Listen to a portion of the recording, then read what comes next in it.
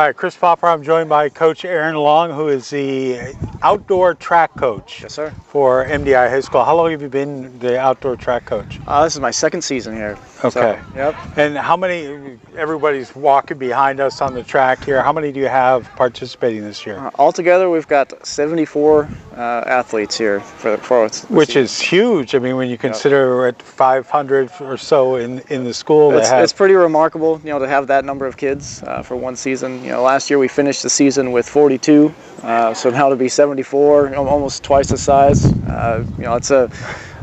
it's very cool as a coach to have this many kids. It creates unique challenges, but it's an exciting one to be a part of. What are some of the challenges that are involved with this many kids? I mean, first of all, probably trying to give individual instruction. Right. Trying to break things down so that everybody, feels like they're important and they're contributing, which is a challenge when you have so many kids. But we split up into event groups, and I really rely on assistant coaches to touch base, make sure that they're staying connected. We've developed something called accountability groups this year. So it brings people from different events, 2-milers, discus throwers, sprinters, jumpers. Everybody is coming together in these smaller groups. So I'm kind of relying on the kids a little bit more to make sure that everybody stays connected. And these groups are designed to make sure they're touching base regarding academics and teaching each other about their events and make sure that they know that they have a support system. It may not be me, it may not be the jump coach, it may be their friend who's a senior and they're a freshman. So so that's the intent behind that, and communication is huge. It's something I stress big time with the parents, with kids, is you need to let me know. You need to communicate. So because if you're having a problem, I can't help you if I don't know about it. You've got a good blend of senior talent here on the squad. Yep. And then it's just a mixture of trying to blend that in with the newer members as well. Right. Yeah. We lean heavily on the more experienced people. Sometimes that's seniors. Sometimes it's sophomores. Right. It really depends on who has those leadership qualities. Somebody's going to be a voice of positivity for the team. Somebody's going to lead by example.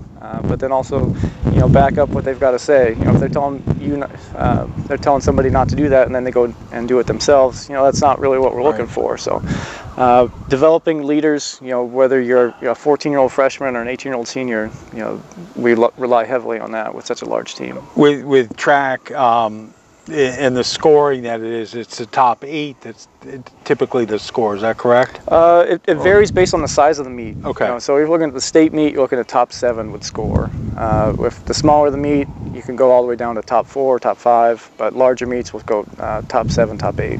So I mean, it's not just the rabbits or the large throwers. Yep. It's that whole.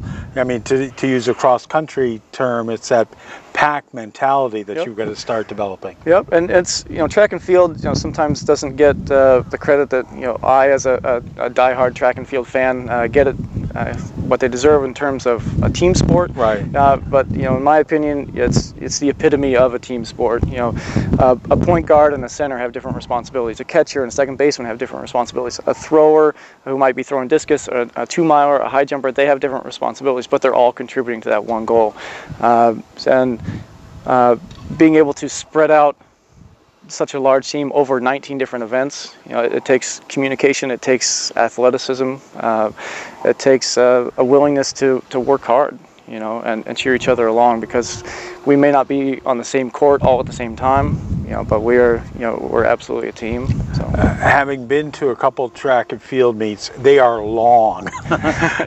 I mean, they typically last, 2.5 to 4 hours. Yep, and state meet will start at 10 o'clock and most likely not be done until about 5. So you're looking at 7 hours straight outside in the sun, which requires a lot of discipline amongst the kids, making sure that they're staying fueled properly, not with nachos and hot dogs, right, but something that their body can use as fuel throughout the course of a long day. Managing their body, making sure they're out of the sun, covering up from the dangerous rays of the sun, so they're not getting dehydrated that way. Yeah. So it's a lot goes into it. It is a long day. It's an exhausting day, and by the end of it, Everybody's spent. Everybody's pretty well spent for sure. I know one of the things Ian Braun's looking to do is that you guys are hosting 3 track meets. Yep. And you need help to put these on. You need officials and Yep. things of that sort. Yeah, and it absolutely takes a village to put on or an island, I should say, to put on a track meet. And it doesn't have to take a whole special skill set. It could be a raker of sand. It could be pulling tape. You take instruction from a head official. You say, when the implement lands, you put your stick right there, and that's all there is to it. So it sounds intimidating, especially for the people that don't know, but it's really basic because you have a lot of people that are doing small jobs. Yeah. So they're able to focus on one thing at a time. What's the hallmark of the? What can we expect from the MDI track team and track and field team this year? Greatness. That's our goal. This whole academic school year has been phenomenal. Not just in athletics, but the whole gamut. From the one acts to show choir, cheerleading's sportsmanship award, football, cross country, basketball, indoor track, swimming. It just goes on and on and on. And we are absolutely set on being part of that. We talk about it. We've kind of taken the approach of not having that elephant in the room. We're going to talk about it. One of our big goals is dream out loud.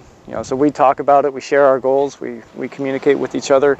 And the point about that is, we know we're good.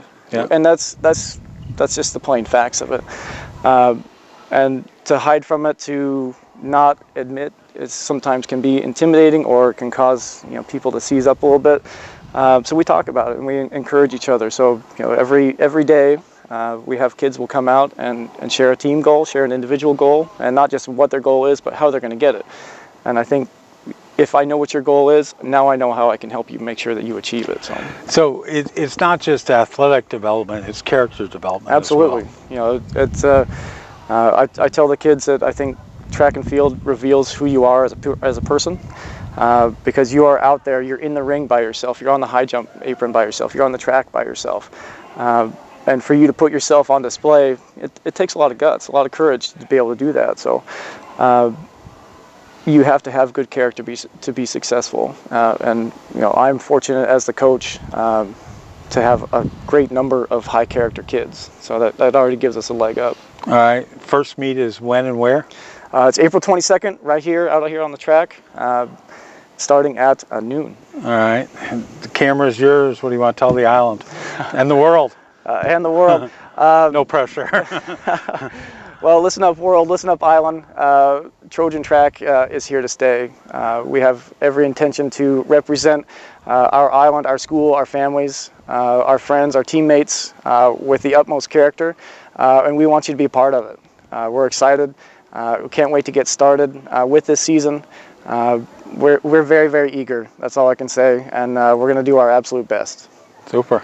Congratulations. Thank Best you. of luck. All right. Appreciate it.